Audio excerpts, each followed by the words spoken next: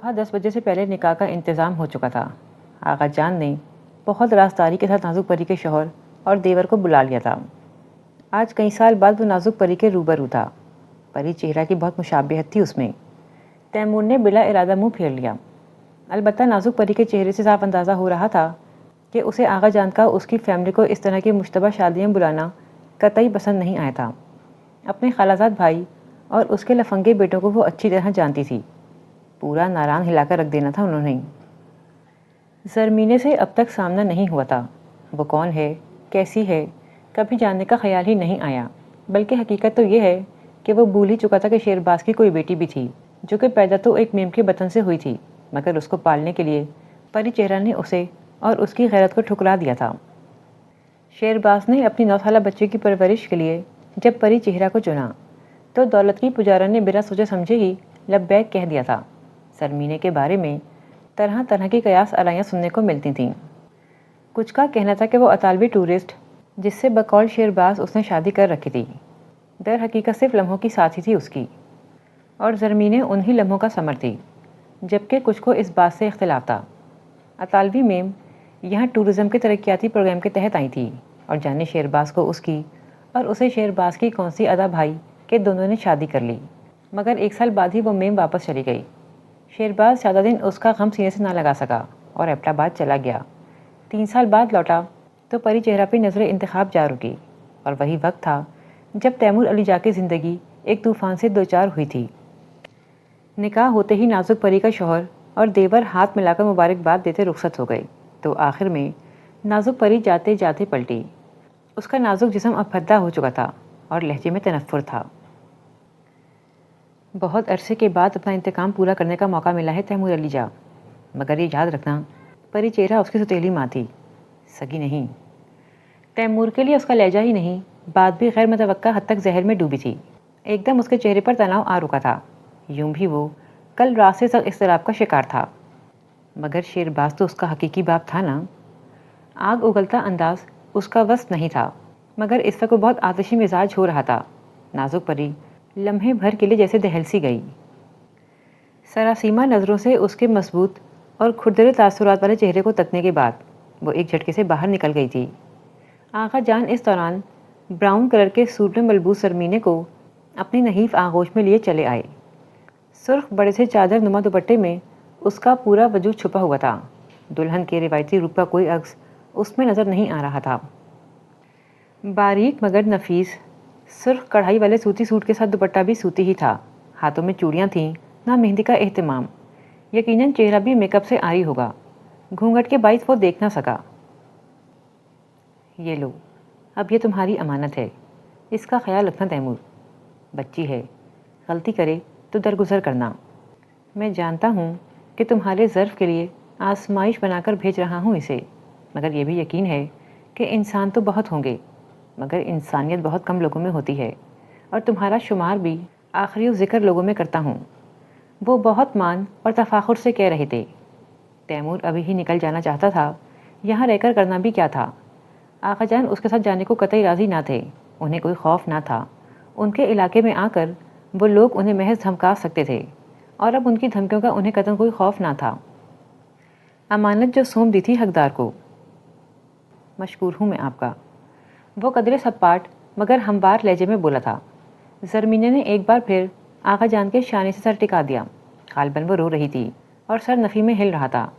آغا جان بمشکل اپنی سسکیاں برداشت کرتے اسے ڈھیروں ہدایتوں اور دعاؤں تلے رخصت کرنے جیپ تک آئے۔ ایک بڑا سا سوٹ کیس انہوں نے زرمینے کے ساتھ کر دیا تھا، جسے پیچھے رکھ کر وہ آگے آ بیٹھا۔ زرمینے بادل نہ خواستہ اس کے ساتھ والی سیٹ پر بیٹھ گئی، سکڑی سمٹی اور آنسوؤں میں ڈوبی۔ آخری بار اس نے آغا جان کی طرف دیکھا اور پھوٹ پھوٹ کر رو دی۔ جیپ اس دوران فراٹے بھرنے لگی اور بہت تیزی سے سفر شروع ہو گیا۔ غیر متوقع حالات اور حادثاتی واقعات نے جیسے سوچنے سمجھنے کی صلاحیت چھین لی تھی۔ ذہن پر جیسے برف سی جمی تھی، اور اس کے پہلو میں بیٹھا وجود اپنے ہی آنسوؤں میں ڈوبا جا رہا تھا۔ سوگ منانے کے لیے 3 دن مقرر ہوتے ہیں، مگر ضروری نہیں کہ یہ رونا دھونا تینوں دن منایا جائے۔ سفر شروع ہوئے 15-20 منٹ ہو چکے تھے، مگر زرمینے کی سسکیاں رکنے میں ہی نہیں آ رہی تھیں۔ تیمور بہت تڑک کر خشونت سے بولا تو اس کے آنسو جیسے ٹھٹر گئے۔ سرخ دوپٹے کی آڑ سے دیکھا تو اونچی ستواں ناک اور گھنی مونچھوں والے چہرے پر صرف اور صرف غصہ اور جلال دھرا نظر آیا۔ اس کا دل جیسے یک بارگی زور سے دھڑکا اور پھر دھڑکن سمٹتی چلی گئی۔ ایک نیا آزمائشی دور شروع ہو چکا تھا اور اس سے اسے نکالنے والا کوئی نہیں تھا۔ خطرناک موڑ اور اونچی نیچی ڈھلوانی سڑک پر تیمور خطرناک اسپیڈ سے ڈرائیو کر رہا تھا، جو اس کے جنون اور وحشت کی غماز تھی۔ زرمینے کی حالت نہ گفتہ بات تھی، دل بری طرح وحشت و دہشت کے شکنجے میں پھنسا ہوا تھا، مگر کچھ کہنے کی مجال نہ تھی۔ کئی بار جیپ کے ٹائر بری طرح چرچرائے۔ ایک بار تو اس نے گھبراہٹ میں تیمور کا بازو ہی تھام لیا، جسے اس نے بڑی بے دردی سے چھڑا لیا تھا۔ پشیمانی اور تعصف نے بہت اندر تک چیرا تھا اسے اس رد عمل پر، اور جب وہ برداشت کرتے کرتے تھک گئی تو کلمہ پڑھ کر سر سیٹ کی پشت سے ٹکا کر آنکھیں مول لیں۔ جانے یہ نیم غنودگی تھی یا نیم بیداری، اس کا سر ڈھلک کر دروازے سے لگ گیا۔ کاغان سے بالا کوٹ تک وہ غالباً نیم بے ہوشی میں ہی رہی تھی۔ آبرو کے لٹ جانے کے خوف کی جگہ اب جان جانے کا ڈر اسے جکڑ چکا تھا، اور وہ جو سوچتی تھی کہ اب زندگی کی مشکلات تمام ہوئیں، اس نئی افتاد پر ڈھیسی گئی تھی۔ بالا کوٹ پہنچ کر وہ رک گیا تھا۔ خیال تھا کہ وہاں سے کچھ کھا پی لیا جائے، گو کہ بھوک تو قطعاً نہ تھی، مگر سستانے کا ارادہ اسے رکنے پر مجبور کر گیا۔ مڑ کر دیکھا تو جیسے چونک سا گیا۔ ڈھلکے ہوئے سر سے سرخ دوپٹہ سرک چکا تھا۔ اس کا چہرہ جو اس نے دوپٹے میں چھپا رکھا تھا اب بالکل سامنے تھا۔ اطالوی نقوش، سیاہ لہریہ دال بال اور گھنی سیاہ پلکوں والی بند آنکھیں اس کے سامنے تھیں، کم سینی اور دو شیزگی کی عجیب سی چمک تھی چہرے پر۔ پہاڑی نقوش کا کوئی عکس اس کے خد و خال میں نہ تھا، جانے یہ شہرباز کی بیٹی تھی بھی کہ نہیں۔ لمحے بھر کے لیے یہ خیال اس کے ذہن میں کوندا تو وہ جہاں کا تہاں بیٹھا رہ گیا۔ البتہ اس کی شہابی رنگ میں گھلے ہوئے شہد کو دیکھ کر یہ یقین ہونے لگتا تھا کہ وہ ان پہاڑوں کی ہی بیٹی ہے۔ تیمور بلا ارادہ اسے غور سے دیکھے گیا۔ اسی اثنا میں وہ تھوڑا سا کس آئی تو اس نے چونک کر ایک دم جیپ اسٹارٹ کر دی، جس پر وہ باقاعدہ ہڑبڑا کر اٹھ بیٹھی تھی۔ سفر ایک بار پھر شروع ہو چکا تھا اور اب راستے میں رکنے کا اس کا کوئی ارادہ نہیں تھا۔ سیٹلائٹ ٹاؤن کا علاقہ شروع ہوتے ہی ایک دم اسے خیال آیا کہ گھر والوں کو وہ کیا جواب دے گا۔ آغا جان کی خاطر ایک بہت بڑا مارکا سر تو وہ کر آیا تھا، مگر یہاں کیا ہوگا، یہ سب سوچنے کا بالکل موقع نہیں مل سکا تھا۔ پورے راستے بھی ذہن ماضی اور مستقبل کے خیالات کی آماج کا بنا رہا تھا، مگر اس وقت حال کے لیے سوچنا تھا۔ جیپ کے بریک لگتے ہی زرمینے چونکی۔ چلو آؤ، اور ہاں، جو میں کہوں اسے ذہن نشین کر لینا، اور جب تک میں نہ کہوں کسی سے کچھ بھی کہنے کی ضرورت نہیں۔ فی الوقت صرف اتنا جان لو کہ تم اسلام آباد سے آئی ہو اور میرے دوست کرامت کی کزن سسٹر ہو۔ آئی سمجھ؟ اپنی جانب کا دروازہ کھولتے کھولتے رک کر وہ بولا تو اس نے جھکے چہرے سمیت سر ہلا دیا۔ شام ڈھل چکی تھی اور رات سر پر آ پہنچی تھی، لہٰذا جس وقت وہ گھر میں داخل ہوئے سب لاؤنج میں بیٹھے ٹی وی سے شغل کر رہے تھے۔ اماں اور سعادت لائلہ بھی اتفاقاً وہیں موجود تھے۔ ان دونوں کو آگے پیچھے اندر داخل ہوتے دیکھ کر ایک دم سناٹا چھا گیا۔ زرمینے کا دل پوری قوت سے دھڑک رہا تھا، نظر اٹھا کر دیکھنے کی ہمت نہ تھی، البتہ تیز حسیات سے متوقع رد عمل کا احساس ہو گیا تھا۔ السلام علیکم، خیریت؟ مجھے دیکھ کر آپ لوگوں کو یہ سانپ کیوں سونگ گیا؟ سکوت کو توڑنے والا خود تیمور تھا۔ لہجہ قصداً ہلکا پھلکا بناتے ہوئے وہ صوفے پر ڈھیسا گیا۔ جواباً سب کی نظریں زرمینے پر جا رکی تھیں، جو اب تک اپنی جگہ مجرموں کی مانند سر جھکائے کھڑی تھی۔ یہ کون ہے چاچو؟ مونا نے سب سے پہلے سوال کیا اور نیشا کے ساتھ اٹھ کر زرمینے تک چلی آئی۔ وہ دونوں اسے گھوم پھر کر اس طرح دیکھ رہی تھیں جیسے وہ کوئی ساکت مجسمہ ہو۔ سعادت لائلہ، بھابھی اور اماں کے چہروں پر بھی یہی سوال مختلف تاثرات کے ساتھ درج تھا۔ یہ کرامت کی کزن سسٹر ہے اماں، چند ناگزیر وجوہات کی بنا پر اسے یہاں بھیجنا پڑا ہے۔ دراصل جائیداد کے جھگڑے کے باعث اس کی زندگی اور عزت کو خطرہ لاحق تھا۔ وہ بہت اچھا دوست ہے میرا۔ زرمینے کو آپ کی پناہ میں بھیجا ہے اس نے، آپ چاہیں تو رکھ لیں، چاہیں تو نکال دیں۔ اس نے براہ راست اماں کو مخاطب کر کے کچھ اس طرح کی کہانی بنائی کہ ان کے چہرے پر ہمدردی اور تعصف کے نرم نرم تاثرات ابھر آئے۔ کچھ یہی حال بھابھی اور لڑکیوں کا بھی تھا، البتہ سعادت اسے گہری نظروں سے جانچ رہے تھے، جو بظاہر پشاوری چپلیں اتار کر آستینیں فولڈ کرتے ہوئے خود کو بے پرواہ ظاہر کر رہا تھا۔ ارے بچی کو ادھر تو لا کر بٹھاؤ، کب سے کھڑی ہے؟ نیشا، کچھ عقل ہے بچی تم میں کہ نہیں؟ اماں کا محبت بھرا دل ایک دم پانی ہو گیا تھا اس کے لیے۔ زرمینے آدھا چہرہ چھپائے اگلے ہی لمحے ان کے روبرو حاضر کر دی گئی تھی۔ ہر کوئی اسے اشتیاق سے دیکھ رہا تھا اور وہ بری طرح نروس ہو رہی تھی۔ تیمور کے جارحانہ انداز کے بعد یہ ہمدردانہ رویہ اس کی سمجھ اور توقع کے لیے امتحان ہی تھا۔ کیا نام ہے بیٹا تمہارا؟ بھابھی نے قریب بٹھاتے ہوئے محبت اور دوستانہ لہجے میں پوچھا تھا۔ سرمی نے۔ وہ تو باقاعدہ لرز رہی تھی۔ بہت اچھا نام ہے، تم آرام سے بیٹھو بیٹا۔ نیشا، مونا، ذرا کھانے کا انتظام کرو اور اچھی سی چائے بناؤ، بہت تھکی ہوئی لگ رہی ہے بچی۔ اماں نے اس کا شانہ تھپ تھپایا تو وہ اس مہربانی پر شجدر سی رہ گئی۔ نیشا اور مونا بہت دلچسپی سے اسے دیکھ رہی تھیں۔ آج کل ایسی گھبرائی اور سہمی ہوئی لڑکیاں کہاں دیکھنے کو ملتی تھیں۔ بادل نخواستہ ہی اٹھ کر کچن کی طرف گئی تھیں۔ مگر اسلام آباد اتنا دور تو نہیں کہ بندہ یوں تھکن سے چور چور ہو جائے۔ کیوں برخوردار، کیا مرگلہ ہلز کا چکر لگا کر آ رہے ہو؟ سعادت لالہ نے اماں اور بھابھی کو اس طرح متوجہ دے کر سوال داغا تو وہ سچ میں چھٹپٹا گیا۔ اس طرف کسی کا دھیان نہیں گیا تھا۔ ان کے کپڑوں پر جمی ہلکی سی مٹی کی تہ گواہ تھی کہ مسافت طویل رہی ہے۔ اس سے کوئی جواب ہی نہ بن پڑا تو ان کی طرف دیکھنے لگا۔ سچ کہو، کہاں سے آ رہے ہو؟ اب کے سعادت لالہ کچھ سنجیدہ ہو گئے تھے۔ تیمور نے گہری سانس بھر کر انہیں دیکھا اور پھر ناران اور آقا جان کا ذکر حذف کر کے پورا قصہ کہہ سنایا۔ کرامت کے ساتھ مجھے بالا کوٹ تک جانا پڑا تھا، بس اسی لیے تھکن زیادہ ہو گئی ہے۔ لہجہ سنجیدہ اور چہرے کی سختی کچھ کچھ یقین دلا رہی تھی۔ سو سعادت لالہ قدرے مطمئن ہو گئے۔ اس دوران اس نے دیکھا زرمینیں ان چاروں کے نرغے میں کھڑی بری طرح پریشان ہو رہی تھی۔ گو کہ ان کا رویہ محبت و تعاون سے بھرا تھا، مگر وہ پے در پے کیے جانے والے سوالوں سے گھبرا گئی تھی۔ میرا خیال ہے نیشا، انہیں اندر لے جاؤ، آرام کرنے دو تاکہ تھکن اتر جائے۔ سعادت لالہ نے اس کی آنکھوں میں لکھا خیال پڑھ لیا تو نیشا کو حکم سنا ڈالا۔ اندھا کیا چاہے دو آنکھیں۔ مونا اور نیشا فوراً اسے اپنے ساتھ لے گئیں۔ عزمی اس وقت گھر پر موجود نہ تھا، اس لیے اس کے سوالوں سے بچت ہو گئی تھی، مگر بھابھی کے کچن کی طرف جاتے ہی اماں اس کے پاس آ بیٹھیں۔ ان کی تفتیش بھی کافی دیر چلتی رہی، مگر چند لمحوں بعد وہ سب کچھ سوچ چکا تھا، لہٰذا سعادت لالہ کے بعد اماں کو شیشے میں اتارنے میں اسے زیادہ دقت نہیں ہوئی۔ آخر میں اس نے انہیں تاکید کی، اب اس سے دوبارہ کوئی بات مت کیجیے گا اماں، ناحق پریشان ہوگی۔ کرامت نے اسے یہاں بھیجا ہے ایک غیر معینہ مدت کے لیے۔ کچھ عرصے بعد میں اسے کسی ہاسٹل میں شفٹ کروا دوں گا۔ فی الحال خطرہ ہے، مجھے یقین ہے آپ میرا بھرم رکھیں گی۔ وہ اماں کو ہینڈل کرنا جانتا تھا۔ وہ لمحے بھر میں پسیج گئیں۔ نہ بیٹا، جوان بچی ہے، پھر حسن بھی توبہ شکن۔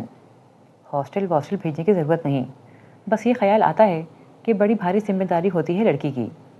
اماں کی بات پر اس کے اندر جیسے کوئی تار چھڑ گیا، یوں چوک کر انہیں دیکھا جیسے کوئی انہونی بات کہہ دی ہو انہوں نے۔ اس طرف تو اس کا دھیان ہی نہیں گیا تھا۔ ماشاء اللہ بڑی خوبصورت بچی ہے، کیا عمر ہوگی؟ 16-17 کا سن لگتا ہے، وہ ستائشی لہجے میں خود ہی پوچھ کر جواب دے رہی تھیں۔ تیمور نے نظر جھکا لی۔ ہائے، بس مولا اپنا کرم کرے، کسی کو دربدری کا دکھ نہ دے۔ بے سہارا اور لاوارث عورت کے لیے یہ دنیا جہنم سے بھی بدتر ہوتی ہے۔ گہرے لہجے میں تعصب سے کہتی وہ اٹھ گئیں، مگر تیمور کو ایک ایسی پاتال میں چھوڑ گئیں جس کا اس نے تصور بھی نہیں کیا تھا۔ کتنی عجیب بات تھی کہ نکاح جیسے مضبوط رشتے میں بننے کے باوجود بھی وہ لاوارث تھی، بے سہارا تھی۔ واقعی رشتہ وہی ہوتا ہے جو سماج کے سامنے قبول کیا جا سکے، ورنہ کسی بھی بندھن کی مضبوطی قطعی ناپائیدار ثابت ہوتی ہے۔ اس نے تھکے ہوئے کشیدہ اعصاب کو آرام دینے کی خاطر صوفے کے پشت سے ٹکا دیا۔ صرف 2 دنوں میں زندگی اتنا طویل سفر طے کر گئی تھی کہ وہ اندر سے جیسے اب تک ساکت تھا۔ آقا جان کے فون کو ریسیو کرنے کے بعد اس نے سوچا تک نہیں تھا کہ زندگی یوں کروٹ لے گی اور اسے اپنی انا، خودداری، غیرت اور نفرت کے خلاف جا کر ایسا سنگین فیصلہ کرنا پڑے گا۔ ایک لمحے کو خیال آیا کہ کتنا اچھا ہوتا اگر اس نے اماں کے کہنے پر شادی کر لی ہوتی۔ کم از کم آج آقا جان اسے تو اس بارے گراں کو اٹھانے کے لیے منتخب نہ کرتے۔ پھر خود کو ہی سرزنش کرتا سر جھٹک کر اٹھنے لگا۔ اس دوران بھابھی کچن سے برآمد ہوئیں۔ بہت تھکے ہوئے لگ رہے ہو تیمور، نہا لو، بلکہ نیشا اور مونا کو بھی کہہ دو کہ وہ زرمینے کا سر نہ کھائیں۔ بیچاری پہلے ہی اپنی نامساعد حالات سے نبرد آزما ہو کر آئی ہے، اب یہ محض سر کرنا اس کے لیے یقیناً ممکن نہ ہوگا۔ بھابھی نے اسے تردد سے مشورہ دے کر مونا وغیرہ کے لیے بھی ہدایات جاری کیں تو وہ اس بات میں سر ہلا کر آگے بڑھ گیا۔ تاہم زرمینے کے لیے جس کے متعلق اب تک اس نے ایک لمحے کو بھی ہمدردانہ انداز میں نہ سوچا تھا۔ بھابھی کی ہمدردی خاصی ناگوار گزری۔ بمشکل چہرے کے منفی تاثرات کو کنٹرول کرتا وہ نیشا اور مونا کے مشترکہ بیڈ روم کی طرف آ گیا، جہاں بھابھی کی توقع کے عین مطابق وہ دونوں بہنوں کے سوالات کے نرغے میں بری طرح پھنسی ہوئی تھی۔ تو تمہارے پیرنٹس کی ایک کار ایکسیڈنٹ میں ڈیتھ ہو گئی تھی، پھر تمہیں کس نے پالا؟ تم اس کے بعد کہاں رہیں؟ مونا پیروں کے ناخن فائلر سے شیپ دیتے ہوئے پوچھ رہی تھی۔ جی وہ میرے پر نانا نے۔ اس سوال پر وہ اٹک گئی تھی۔ اوہ، تو تم لوگ کیا اسلام آباد میں رہتے تھے؟ نیشا نے دلچسپی سے پوچھا۔ نہیں، ایبٹ آباد میں کچھ عرصے رہے، پھر لاہور چلے گئے۔ اس کے بعد میرے والدین کا انتقال ہو گیا تو پھر نانا اپنے ساتھ لے گئے۔ بیڈ شیٹ کے ڈیزائن پر ہاتھ پھیرتے ہوئے زرمینیں اٹک اٹک کر بتا رہی تھی۔ گھنی پلکوں کی باڑ پر کچھ آبی جگنو چمک رہے تھے۔ نیشا اور مونا آزردہ سی ہو کر چپ ہو رہیں۔ اسی دوران تیمور نے دروازے پر دستک دی۔ آئیے چاچو، اندر آئیے۔ نیشا نے مڑ کر اسے دیکھا تو خوش دلی سے بولی۔ وہ سنجیدہ نظروں سے اسے دیکھتا اندر چلا آیا۔ زرمینہ نے تیزی سے دوپٹہ درست کیا۔ یہ اب ہمارے کمرے میں رہے گی چاچو، میں نے فیصلہ کر لیا ہے۔ انفیکٹ نیشا کے جانے کے بعد تو یوں بھی مجھے کسی ساتھی کی ضرورت ہوگی۔ اپنے ماسٹر بیڈ روم میں داہنی طرف رکھے دیوان نما تخت پر فوم لا کر ڈالتے ہوئے مونا نے فیصلہ کن لہجے میں کہا تھا۔ نیشا کے مقابلے میں وہ زیادہ مستعد اور گھریلو امور میں دلچسپی رکھتی تھی۔ تمہیں زیادہ عرصہ پریشان نہیں ہونا پڑے گا۔ شی از جسٹ اے گیسٹ۔ مونا کی بات پر بے اختیار وہ کہہ اٹھا تھا۔ زرمینہ کی نگاہیں بے ساختہ اس کی طرف اٹھی تھیں، جن میں تحیر، خوف اور شکوے تھے۔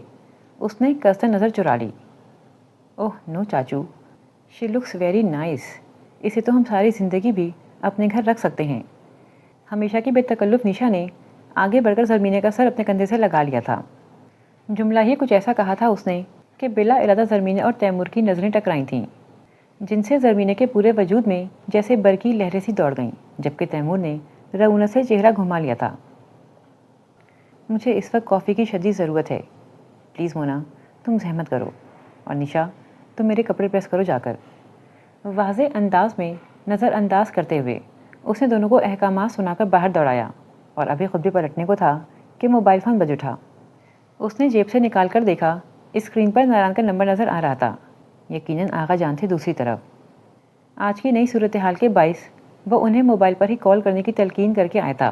اس نے گہرا سانس بھر کر اپنے کشیدہ تیوروں کو درست کیا اور ہیلو کہا۔ ہیلو بیٹا، خیریت سے گھر پہنچ چکے ہو یا ابھی راستے میں ہو؟ پتہ نہیں یہ راستہ ہے یا منزل یا محض راہ کا ایک موڑ۔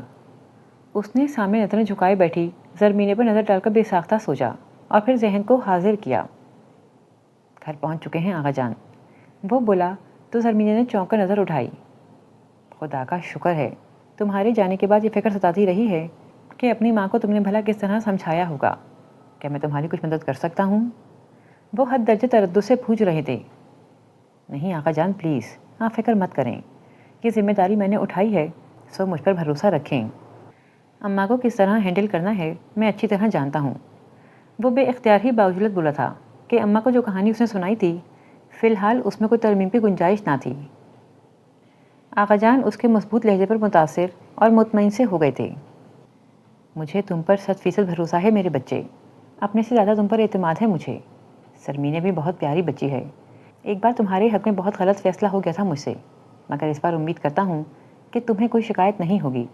زرمینہ کو دل سے قبول کر کے دیکھنا، وہ تمہاری بے رنگ زندگی کو خوشیوں کی جھلک سے سجانے کی صلاحیت رکھتی ہے۔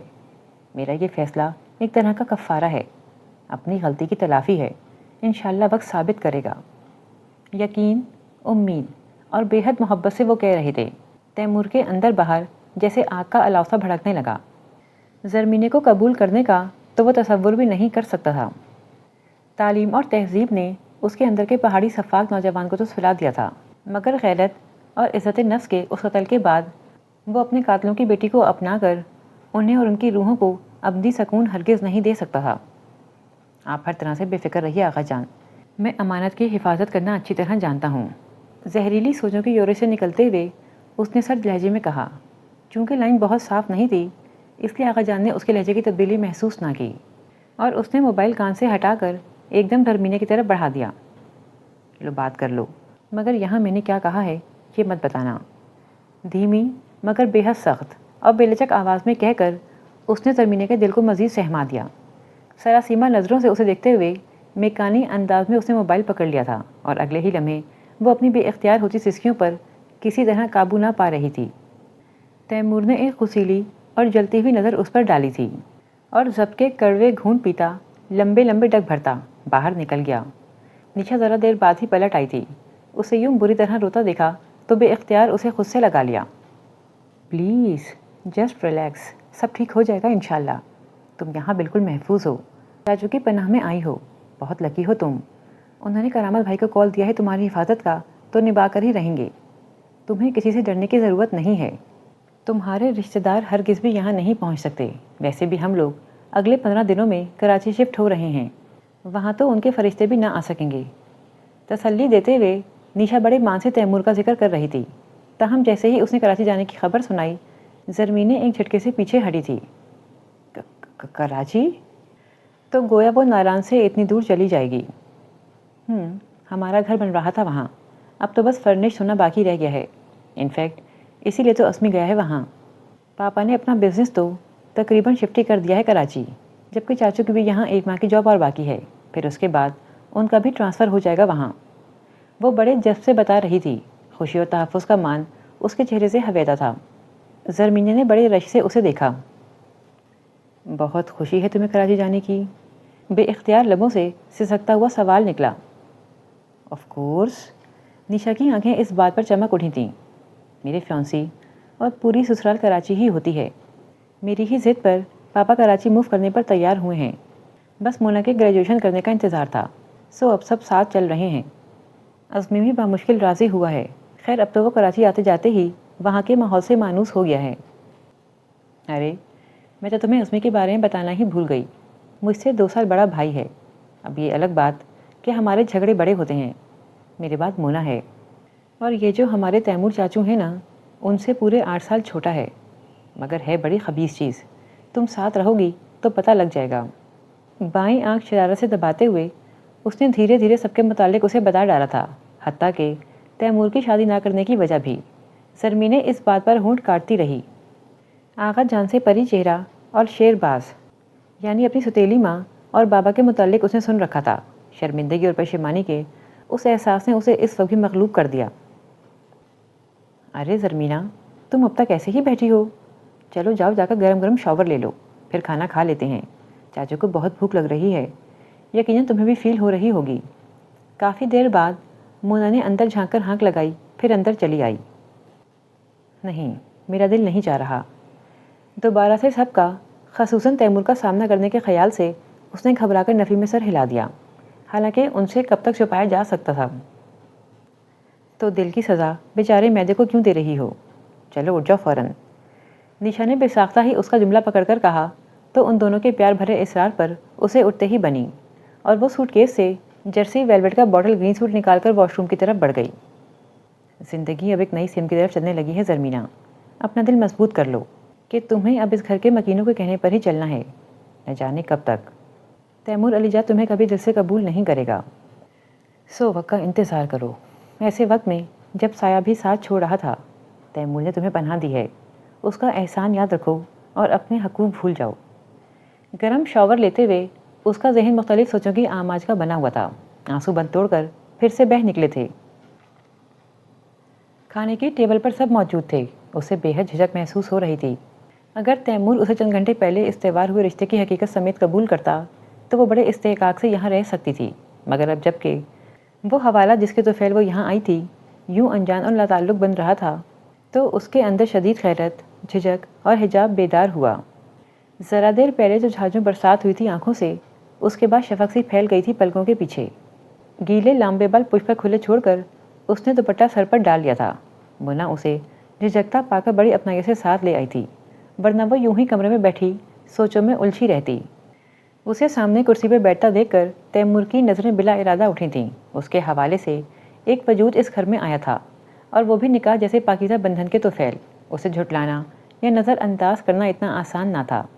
ابھی بھی نظر اٹھی تو اس کے چکا چوندھ حسن اور اپنے رشتے کی باریکی نے لاشعوری طور پر اسے جھنجھوڑا ضرور۔ سرخ آنکھیں گواہ تھیں کہ وہ مستقل روتی رہی ہے، ایک کسک اور بے چینی نے اس کے دل کو دھیرے سے چھوا تو وہ نظر جھکا کر اپنی پلیٹ کی طرف متوجہ ہو گیا، مگر پھر بھی حسیات کا ایک حصہ اس کی طرف متوجہ ہی رہا تھا، جو سب کے اصرار کے باوجود برائے نام ہی کھا رہی تھی۔ دل میں چوٹ تھا، نفرت اور عداوت تھی، جب بھی وہ مروتاً بھی اس سے کچھ نہ بولا۔ اور یہ بات کسی نے محسوس کی ہو یا نہ کی ہو، سعادت لائلہ اس کی بے توجہی اور لا تعلقی بھانپ گئے تھے۔ وہ اس کے دوست کی امانت تھی، اس کے قول کے بھروسے ہی یہاں آئی تھی، لیکن جس بے اعتنائی کا اظہار وہ کر رہا تھا وہ خاصا الجھن آمیز تھا۔ انہوں نے بغور بھائی کا چہرہ دیکھا، کشادہ پیشانی اور سبزی مائل بھوری آنکھیں کسی غیر معمولی واقعے کے وقوع پذیر ہونے کی چغلی کھا رہی تھیں۔ سب کھانا کھا چکے تو زرمینے نے سب سے پہلے کرسی چھوڑی۔ ایک کپ چائے لے آنا مونا، اس نے حسب عادت ہدایت کی۔ یوں بھی اس وقت ذہن بہت تھکان محسوس کر رہا تھا، گو کہ گزرے سالوں کے مصائب اور حادثوں نے اسے بہت سخت جان بنا دیا تھا، مگر آج کا واقعہ اور کل رات کی جگاڑ نے اس کی ذات میں نئے سرے سے اذیت کے سر جگا دیے تھے۔ لائی چاچو، مونا کچن کی طرف بڑھی تو زرمینہ بھی خاموشی سے اس کے پیچھے ہو لی، مگر اماں نے آواز دے کر اپنے پاس بلا لیا تھا۔ محبت اور شفقت سے اس کی جھجک دور کرنے کے لیے وہ کتنی ہی دیر اس سے باتیں کرتی رہیں۔ نیشا اور بھابھی ان کے پاس ہی جا بیٹھی تھیں۔ تیمور کی نظریں غیر محسوس انداز میں اس طرف گئیں تو پھر لوٹ نہ سکیں۔ پیشانی پر شکنوں کا جال سا بن گیا، کوئی چیز اسے تیزی سے ادھیڑ رہی تھی، جیسے نوکیلی درانتی سے اس کے جسم کو کچوکے لگائے جا رہے ہوں۔ ضبط کی شدت سے اس کے جبڑے بھنج گئے تھے۔ زرمینے کے بجائے اسے سامنے شہرباز بیٹھا ہوا محسوس ہو رہا تھا۔ اس کی آنکھوں میں خون اتر آیا، ایسی تپش اور تنفر تھا اس کی نگاہوں میں کہ دور بیٹھی زرمینے نے خود کو جھلستے سلگتے اور پگھلتے محسوس کیا تھا۔ بوجھ اٹھانے کی طاقت نہ ہو تو امانت جیسی ذمہ داری اٹھانی ہی نہیں چاہیے تیمور۔ سعادت لائلہ نہ جانے کب اس کے پاس آ بیٹھے تھے، کندھے پر ہاتھ کا دباؤ ڈالتے ہوئے کچھ ایسے لہجے میں بولے کہ وہ چونک سا گیا۔ چہرے کے تاثرات ظاہر کرنے کے لیے اس نے خاصی جد و جہد کی تھی۔ کیا مطلب؟ میں سمجھا نہیں۔ الجھ کر استفسار کیا۔ یہی کہ اگر مہمان کے ساتھ تواضع سے پیش آنے کی عادت نہ ہو تو انسان کو اپنے گھر کے دروازے بند کر لینے چاہیے۔ میں محسوس کر رہا ہوں جسے کرامت نے اپنی ایک کزن زبردستی مسلط کر دی ہے تم پر۔ گہری نظروں سے اسے جانچتے ہوئے وہ بے حد مدانت سے کہہ رہے تھے۔ تیمور علی جا لمحے بھر کے لیے چکراسا گیا۔ سعادت بھائی کی تفتیشی نگاہ کی طرف قطعاً دھیان نہ گیا تھا، ورنہ وہ خود پر قابو رکھنے کی کوشش کرتا۔ کم آن سعادت لائلہ، ایسی کوئی بات نہیں، میرے کندھوں میں بہت طاقت ہے ذمہ داریاں اٹھانے کی۔ جب ہی اماں کی شدید خواہش کے باوجود شادی کے لیے حامی نہیں بھر رہے۔ اس کے مضبوط لہجے میں کہے گئے جملے کو انہوں نے سرت سے پکڑا تھا۔ اس کی نظر بے ساختہ زرمینے کی طرف اٹھ گئی۔ 13 سالوں میں جو کام اماں اسے نہ کروا سکیں وہ آقا جان نے 13 گھنٹوں میں کرا لیا تھا۔ کتنا عجیب اتفاق تھا اور کتنا سنگین حادثہ۔ سعادت لائلہ کے جملے پر وہ محض لب بھینج کر رہ گیا۔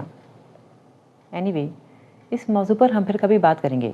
فی الحال تو بس یہ کہنا تھا کہ تم اپنا رویہ درست رکھو۔ یہ ٹھیک ہے کہ کرامت نے تم پر ضرورت سے زیادہ بوجھ ڈال دیا ہے، مگر ایسا بھی کیا کہ تم اس لڑکی کو سیدھی آنکھ سے بھی نہ دیکھو۔ آخر اس سارے قصے میں اس بیچاری کا کیا قصور؟ انہیں زرمینے سے فطری ہمدردی تھی۔ تیمور کا چہرہ ایک لمحے کے لیے غضب سے سرخ ہو گیا۔ اب انہیں کیا بتاتا کہ اس لڑکی کا سب سے بڑا قصور تو یہی ہے کہ یہ شہرباز کی بیٹی ہے، اور شہرباز اس کا ایسا مجرم ہے جسے اس کی ہلاکت کے بعد بھی وہ بھلا نہیں سکا۔ بلکہ زرمینے سے مجبورہ نکاح کرنے کے بعد تو اس کے اندر وہ نفرت اور گہرائی تک اتر گئی ہے، کیونکہ زرمینے کے مستقبل کی خاطر شہرباز نے پری چہرہ کو چنا تھا، اور پری چہرہ نے دولت کے حصول کے لیے سب کچھ داؤ پر لگا دیا تھا۔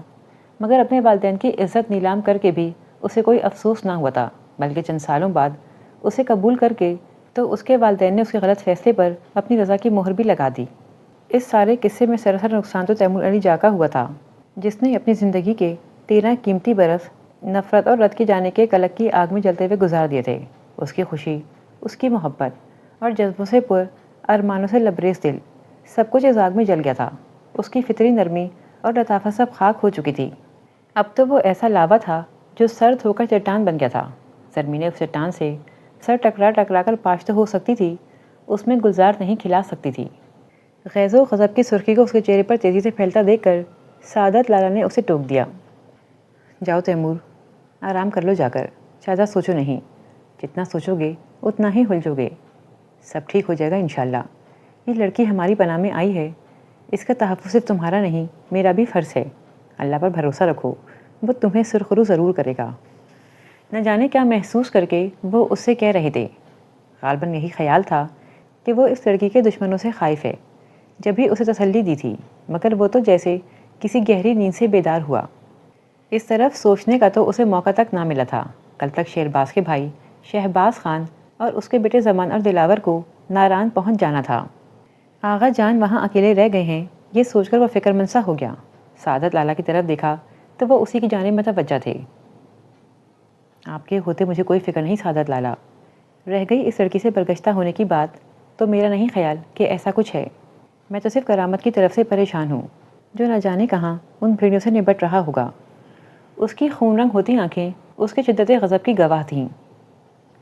میں سمجھ سکتا ہوں تیمور، پھر بھی یہی کہوں گا، فی الحال جسم و ذہن کو آرام دو، بعد میں سوچیں گے کہ کیا کرنا ہے، اوکے؟ محبت اور شفقت کے رنگ ان کے لہجے کا خاصا تھے۔ تیمور بادل نخواستہ مسکرا دیا، کیونکہ وہ نہیں چاہتا تھا کہ انہیں کوئی شک ہو۔ سو خاموشی سے اٹھ کھڑا ہوا، تاہم اپنے کمرے کی طرف جاتے ہوئے اس نے مونا کو بلا کر سرمینے کو گرم دودھ دینے کی خاص ہدایت کی۔ سعادت لالا جو اس دوران اس کی طرف متوجہ رہے تھے، مبہم سا مسکرا کر ٹی وی آن کرنے لگے، اور وہ جو یہ تلخ گھونٹ پینے کے بعد اندر تک کڑوا ہو رہا تھا، جلتی ہوئی خشمگین نظروں سے اسے گھور کر آگے بڑھ گیا، جو اس کی مہربانی کے بعد تیغِ صرف نگاہوں کو محسوس کر کے متحیر سی بیٹھی تھی۔ دوسرے دن سے ہی اس نے آفس جوائن کر لیا تھا۔ گھر میں کراچی ٹرانسفر ہونے کی جو تیاریاں ہو رہی تھیں وہ ان سے بے خبر نہیں تھا، مگر چونکہ اس کا قیام ابھی کچھ عرصے یہیں رہنا تھا، سو سب سے الگ اپنی سرگرمی میں مصروف تھا۔ آفس پہنچ کر اس نے سب سے پہلے آقا جان کو فون کیا۔ فی الحال تو وہاں خیریت ہی تھی، کیونکہ شہباز خان ابھی وہاں پہنچا نہیں تھا، اس لیے کچھ مطمئن ہو کر اس نے گھر فون کر کے اطلاع دی کہ رات گئے تک ہی گھر پہنچ سکے گا، اور آفس سے فارغ ہوتے ہی سیدھا اسلام آباد چلا آیا۔ راستے بھر ذہن مختلف خیالات کی آماج کا بنا رہا تھا۔ آگے کیا اور کیسے کرنا ہے، یہی سوچ اس کے وجود پر چھائی ہوئی تھی۔ دل سے زرمینے کو مندوحہ کی حیثیت سے قبول نہ کرنے کے باوجود اسے اس کے تحفظ اور بقا کے لیے لڑنا تھا، کیونکہ یہ تو طے تھا کہ وہ اس کے ساتھ اسی بھروسے سے آئی تھی کہ اب اس کی آخری جائے پناہ تیمور علی جا ہے، اور یہ بھروسہ، یہ یقین اسے آغا جان نے دلایا تھا۔ کرامت حسب توقع گھر پر ہی مل گیا۔ غالباً وہ بھی ابھی آفس سے واپس آیا تھا۔ اسے اچانک سامنے پا کر اس کے چہرے پر خوشی کے رنگ کھل اٹھے۔ تیمور، میرے یار تو؟ یقین کر اگر آج تو نہ آتا تو میں آ رہا تھا تیری طرف، اسے والہانہ انداز میں خصے لگاتے ہوئے وہ کہہ رہا تھا۔ حسب عادت اس نے اسے بڑی گرم جوشی سے بھیجا تھا۔ تیمور نے ایک لمحے کے لیے اپنے یہاں آنے کے فیصلے پر شکر ادا کیا، کیونکہ اگر وہ وہاں آ جاتا تو زندگی کا مشکل ترین دور شروع ہو جاتا، اور آسان تو خیر اب بھی نہ تھا، مگر پھر بھی اس سے بہتر تھا۔ کم از کم وہ اماں کو فی الحال کچھ بتانا نہیں چاہتا تھا، ورنہ جس لڑکی کو بے آسرا اور بے بس سمجھ کر وہ اپنی ہمدردیوں سے نواز رہی تھیں، اسے دھکے دینے سے بھی دریغ نہ کرتیں۔ کیوں؟ تمہیں کیا خواب میں کسی بزرگ نے ہدایت کی تھی میری طرف جانے کی؟ اس نے الگ ہوتے ہوئے ہلکے پھلکے لہجے میں دریافت کیا، تو کرامت بے ساختہ ہنس پڑا، اور پھر اس کے شانے پر ہاتھ مارتے ہوئے بولا، تو بڑی خبیث شے ہے، تیرے لیے خواب میں بزرگ نہیں، کسی شیطان کا چیلا ہی آ سکتا ہے۔ غور سے دیکھنا تھا، کہیں وہ تمہارا ہی کوئی شاگرد تو نہیں تھا؟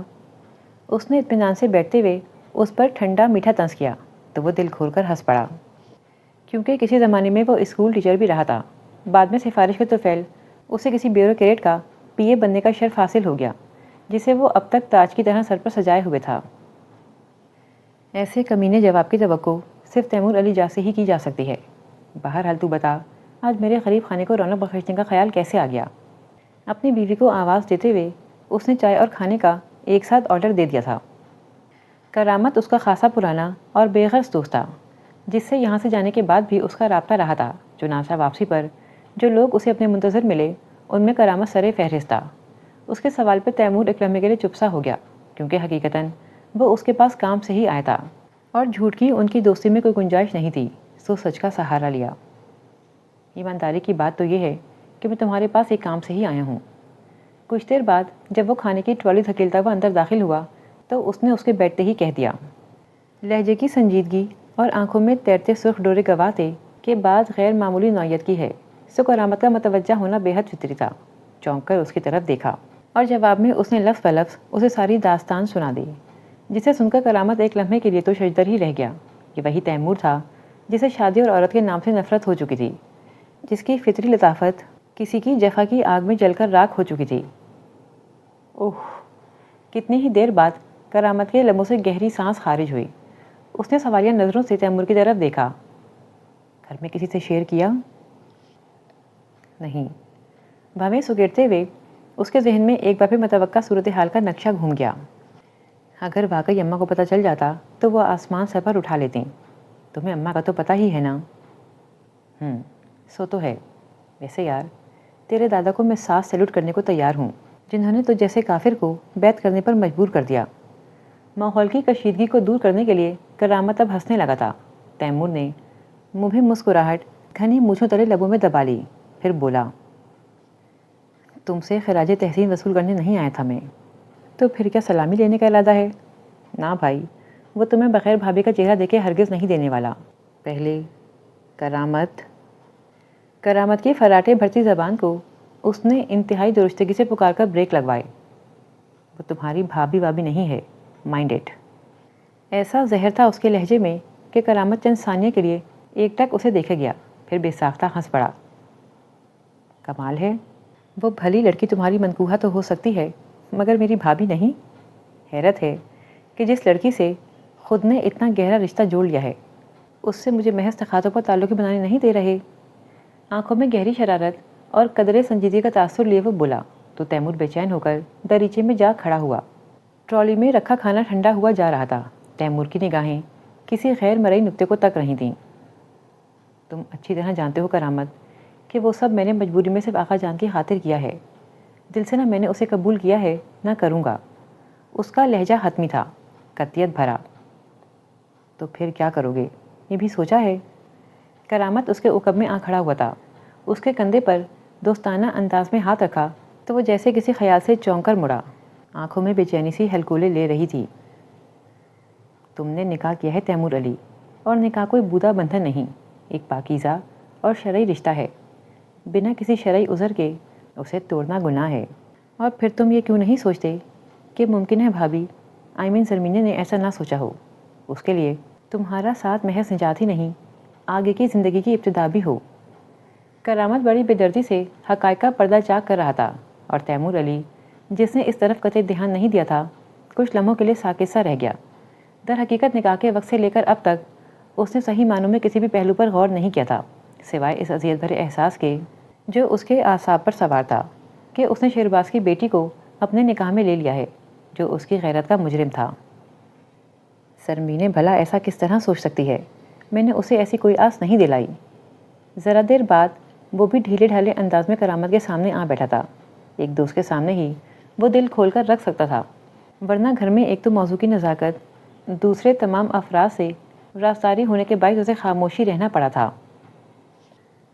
تم نے نہیں دلائی، مگر تمہارے آقا جان نے تو انہیں کچھ نہ کچھ بتایا ہی ہوگا تمہارے متعلق۔ تم نکاح سے چند گھنٹے پہلے اس حقیقت سے واقف ہوئے۔ ضروری تو نہیں کہ انہیں بھی شارٹ نوٹس پر مسز تیمور علیجہ بننے کا حکم سنایا گیا ہو۔ یوں بھی یار، یہ لڑکیاں خاص طور پر کم عمر ٹین ایجرز بڑی نازک خیالات کی مالک ہوتی ہیں، جن کے دل کچی مٹی کی طرح ہوتے ہیں۔ کسی کے خیال کا گزر بھی اس مٹی پر اپنا نقش بنا جاتا ہے۔ تم تو پھر باقاعدہ نکاح کے مضبوط بندھن سے بندھے ہو، پھر یہ کس طرح ممکن ہے کہ واٹ ربش! میں نے کہا تو ہے کہ صرف آغا جان آغا جان آغا جان۔ آخر تم کب تک اس بودے بہانے کے پیچھے چھپے رہو گے تیمور؟ اگر واقعی تم نے آغا جان کی خاطر ایسا کیا تھا تو پھر اس رشتے کو دل سے بھی قبول کرتے۔ اس طرح ایک لڑکی کی زندگی تو برباد نہ ہوتی۔ کیا آغا جان کا مقصد صرف اور صرف زرمینے کے لیے پناہ تلاش کرنا تھا؟ اگر ایسا تھا تو انہوں نے نکاح پر زور کیوں دیا؟ کیونکہ وہ تم پر اعتماد کرتے ہیں، سمجھتے ہوں گے کہ تم اسے دل سے قبول کرو گے، رشتے کا تقدس دو گے۔ مگر تم تو شاید چند دن بعد طلاق۔ کرامت، اسٹاپ اٹ! وہ بے اختیار دھاڑا تھا۔ کرامت سنجیدہ نظروں سے اسے گھورتے ہوئے چپ ہو گیا۔ وہ بے اختیار انگلی سے پیشانی کو مسل رہا تھا۔ اس کے سامنے اصل حقائق کا پردہ چاک کرنے کی ہمت صرف کرامت ہی کر سکتا تھا، اور اسے افسوس تھا کہ اس کا دوست اپنی نفرت کی آگ میں ماضی کے ساتھ ساتھ مستقبل کو بھی جلائے دے رہا تھا۔ دیکھو دوست، میں تمہارے بچپن کا یار ہوں، اور اچھے دوست کی پہچان بھی یہی ہے کہ وہ ہمیں ہماری غلطیوں اور خرابیوں سے آگاہ کرے۔ تم نے جس طرح آغا جان کا مان رکھا، ایک بے سہارا بے بس لڑکی کی عزت، مال اور جان کا تحفظ کرنے کی کوشش کی، وہ قابل تحسین ہے۔ خدا را اپنی نیکی ضائع نہ کرو۔ میری صلاح مانو تو آنٹی کو ساری صورتحال بتا دو اور زرمین بھابھی کو اپنا لو۔ نئی زندگی شروع کرو۔ نفرت اور ماضی کو بھلا کر ایک نئے دور کا آغاز کرو جس میں خوشیاں اور اعلیٰ ظرفی ہو، کیونکہ جو کچھ پری چہرہ اور شیر باز نے کیا اس میں بھابھی کا کوئی قصور نہیں۔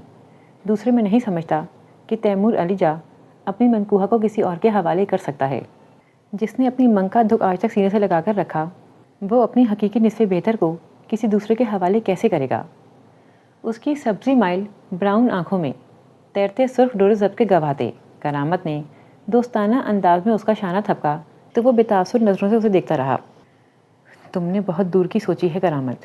کچھ دیر بعد وہ بولا تو اس کا لہجہ بے حد بھاری تھا، مگر استدلال اور جذبات ایک ٹریک پر ایک ساتھ نہیں دوڑ سکتے، ان کے اپنے اپنے محدود اور مختلف راستے ہیں۔ تم مجھے منطقیں بتا رہے ہو اور میں جذبات کی بات کر رہا ہوں، بہت فرق ہے۔ بہرحال تمہاری ایڈوائس کا شکریہ، مگر مجھے نہیں لگتا کہ یہ ورکیبل بھی ہے۔ ایٹ لیسٹ میرے لیے تو تقریباً ناممکن ہی ہے۔ چاکلیٹی براؤن بالوں میں بے چینی سے انگلیاں پھیرتے ہوئے وہ بہت اپسیٹ لگ رہا تھا۔ کرامت کے بیان کردہ حقائق نے اسے اندر تک چیر کر رکھ دیا تھا۔ محض 3 دستخطوں نے زندگی کو ایسے متضاد راستے پر لا ڈالا تھا کہ وہ ہر قدم پر نیا دھچکا کھا رہا تھا۔ اینی وے، تم سے صرف اتنا تعاون درکار ہے کہ اگر میرے گھر والوں میں سے کسی کا سامنا ہو تو بات سنبھالے رکھنا۔ تمہاری دوستی کے بھروسے گھر میں تمہارا ذکر کر دیا تھا، اب چلوں گا۔ ایک دم وہ اٹھ کھڑا ہوا تو کرامت نے بھی اس کی تقلید کی۔ ایسے مت جاؤ، سائمہ نے تمہارے لیے بطور خاص کباب تلے ہیں اور یہ پلاؤ بھی ہے، تم نے کھایا نہیں تو اسے دکھ ہوگا۔ اسے جانے کے لیے پر تولتے دیکھ کر کرامت نے اپنی بیوی کا تذکرہ کیا تو وہ پھیکے پن سے مسکرا دیا۔ تیمور کو نیم دلی سے صحیح رکنا ہی پڑا۔